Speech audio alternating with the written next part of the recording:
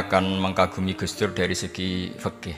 Ketika Gus Dur dilengsarkan dari presiden, yang paling saya kenang dan para ulama seluruh Indonesia, mungkin seluruh dunia mengenang adalah keberhasilan Gus Dur mengelola konflik itu tidak pertumpahan darah. Karena kalau dijadikan ajang pertempuran antara dua kekuatan, maka bangsa kita akan menjadi korban. Karenanya dikeluarkan maklumat yang akan dibacakan oleh saudara Yahya Stakuf. Adanya upaya secara sistematis melalui media massa untuk merusak reputasi seseorang. Dalam bahasa umum dinamakan karakter assassination. Jika keselamatan negara jadi taruhannya, tindakan tegas akan saya ambil. Tidak peduli siapapun. Jadi karena itu saya tidak pernah mikir diri saya sendiri.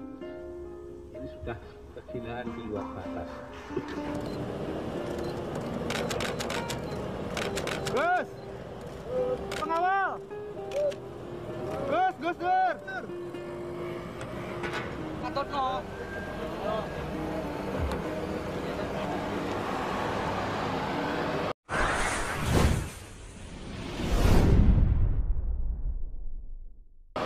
Satu prestasi yang insya Allah jadi amal beliau, semoga mendapat ridhonya Allah Subhanahu wa Ta'ala. Karena yang paling dihindari oleh Islam sebisa mungkin adalah jangan ada darah menetes, apalagi hanya demi kekuasaan. Sehingga Rasulullah SAW sampai berdamai ketika terjadi tarik ulur di Sulhul Hudaybiyah. Suhail bin Amr memberi sekian poin, semuanya merugikan Rasulullah, tidak ada yang menguntungkan sama sekali. Tapi Rasulullah menuruti itu semua demi tidak bertumpahan darah. Padahal Suhail bin Amr zaman itu masih kafir, sehingga menjadi fikih bahwa perdamaian itu harus kita jaga. Sampai ada ayat wa in janahu lisalmi fajnalaha wa tawakkal 'ala Allah. Jika mereka ingin damai, kamu harus menuruti itu. Sehingga damai itu pula yang zaman era Gus Wahid, ketika beliau menginginkan negara berdasar Islam, itu banyak di buku, termasuk beliau panitia 9 persiapan kemerdekaan, Pebuki, juga tadi Gus Solahuddin cerita. Beliau akhirnya kompromi juga dengan negara yang berbentuk Pancasila. Kemudian itu disosialisasikan era Muktamar Situbondo, yaitu Kiai Haji Ahmad Siddiq, didukung oleh Gus Dur karena zaman itu beliau kalah sepuh sama Kiai Haji Ahmad Siddiq. Jadi itu fikih-fikih yang saya menjadikan pengagum Gus Dur, karena ibadah Darul Mafasid Muqaddamun ala Jalbil Masalah adalah ibadah yang luar biasa. Berikutnya saya mohon sama Kiai Haji Solahuddin Wahid berkenan saya cara berpikir begini untuk Gus Dur. Jadi watak seorang cucu itu biasanya mengalir dari pikiran besar mbah-mbahnya atau leluhurnya, karena setiap mbah-mbahnya pasti berdoa dzurriatan thayyibah. Mbah Hasyim Asy'ari adalah terhitung sebagai mujaddid, sebagai pembaharu Islam. Kitab ini diterjemah beberapa kali, sebagian oleh Kiai Haji Mustafa Bisri, dan saya pastikan di antara perilaku atau manhaj Mbah Hasyim adalah, ini saya baca guru-guru beliau, kemudian ada perilaku yang persis ditiru Gus Dur. Jadi itu bukan sekedar bukan sekedar mitos atau kebetulan, beliau punya pilihan-pilihan yang dipilih sampai akhir hayatnya. Di sini ada cerita proses Mbah Hasyim ngaji, kemudian pernah ada seorang Jerman mau belajar Islam sama Mbah Hasyim, kemudian ditemui beliau dengan sangat hangat. Ketika sudah mengenal Islam secara detail, ya saya ulang lagi, ketika sudah mengenal Islam secara detail, beliau ngendikan, kamu jangan tergesa-gesa, kata beliau, kamu harus menerima Islam ini secara al-bayyinah, secara argumentatif, secara logika yang benar, jangan karena terpaksa. Itu pula yang akhirnya Mbah Hasyim mendorong khurriyatul fikri, orang itu harus merdeka dalam berpikir. Itu pula yang mengilhami Rasulullah SAW ketika Sulhul Hudaybiyah. Orang kafir yang masuk Islam harus dikembalikan ke habitat kafir, karena itu habitat asli, karena rata-rata dulu suku Mekah zaman itu kafir semua. Tapi yang orang Islam masuk kafir harus dibiarkan karena dianggap kembali ke habitat. Tentu semua perjanjian itu merugikan Rasulullah SAW. Tapi yang unik, Rasulullah itu menerima itu semua. Kata Rasulullah, sudah perjanjian itu kita terima saja. Akhirnya perjanjian itu diterima. Kemudian tapi Nabi hanya minta satu hal. Orang kafir Quraisy tidak boleh melarang orang diskusi Islam. Akhirnya mereka diskusi tentang Tuhan, tentang agama, tentang macam-macam.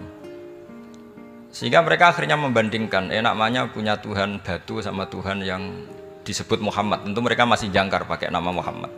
Mereka diskusi. Kalau kita punya Tuhan berhala, efeknya begini-begini. Kalau Tuhan kita banyak, efeknya gini-gini. Diskusi. Yatafawaduna fil hadis. Mereka diskusi secara terbuka.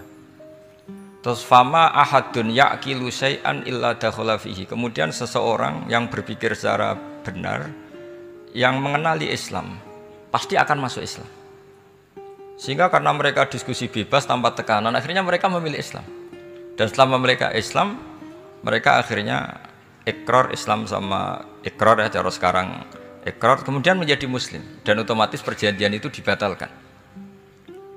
Makanya kata Imam Zuhri, guru Imam Malik, maka nafathun a'zuma fil Islam min sulhul Hudaybiyah. Enggak ada kemenangan Islam sehebat kemenangan dalam Hudaybiyah, yaitu orang berbebas berpikir. Kemudian kebebasan berpikir ini pasti mengarah ke mengaku yang benar, menanggalkan yang salah. Tentu orang dulu mendewa-dewakan Lata Uzza, pokoknya menuhankan makhluk, menjadi sadar bahwa itu aneh. Kenapa kita harus sembah batu yang dipahat? Kenapa kita harus menyembah makhluk dan sebagainya, dan akhirnya mereka Islam. Tapi dulu kalau suasana perang itu keinginan orang hanya ingin menang kalah. Jadi yang kafir itu hanya ingin menang, pokoknya jangan sampai kalah, nggak pernah berpikir Islam itu apa. Di mana-mana perang itu ya pikirannya menang kalah.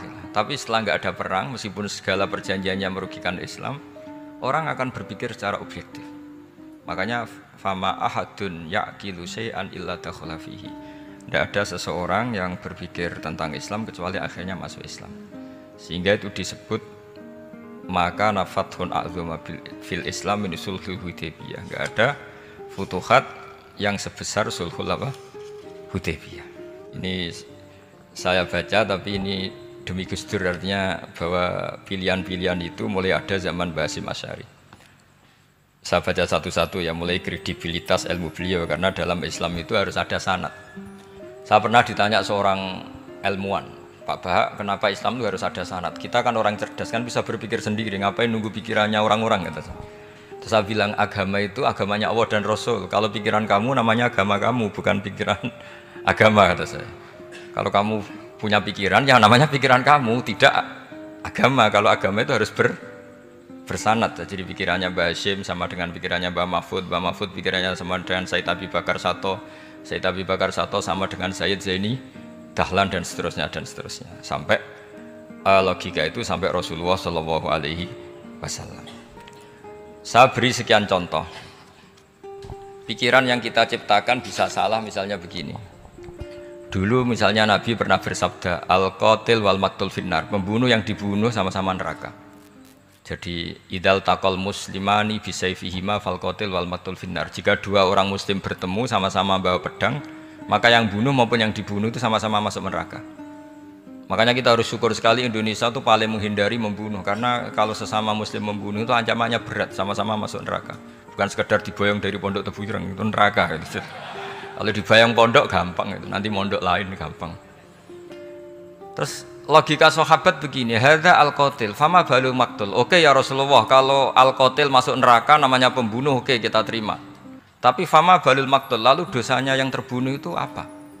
Wong dia korban kok dia dibunuh. Apa jawabannya Rasulullah sallallahu alaihi wasallam? Jawabannya innahu kana harison ala qatli sahibi. Sebetulnya dia juga mentalnya pembunuh, cuma nasibnya terbunuh. Jadi seperti misalnya sampean hasut saya, itu nggak perlu disakeni. Sebenarnya sampean yang inginnya ya menggusur saya, cuma nasibnya tergusur gitu. Makanya kalau ada orang rebutan pacar kok kalah itu udah usah disakeni. Sebenarnya mentalnya dia perebut gitu. Cuma nasibnya kalah gitu loh. Jadi apa ya? Ya tadi, ya ini penting ya, penting sekali. Itu jadi sebetulnya ketika duel itu semuanya kan mentalnya pembunuh. Maka dia nasib saja sebagai maktul, tapi mentalnya pembunuh. Karena dia mentalnya, niatnya, komitmennya pembunuh, maka dia sama-sama di neraka. Maktul itu fakta, faktanya terbunuh, tapi mentalnya pembunuh, sehingga hukumannya sebagai